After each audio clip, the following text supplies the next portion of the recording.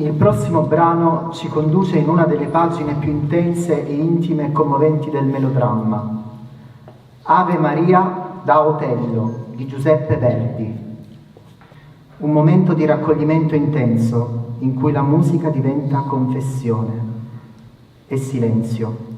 Una musica che sembra già guardare oltre, dopo la morte, in un'atmosfera di dolce abbandono. Canta Antonella Schirosi.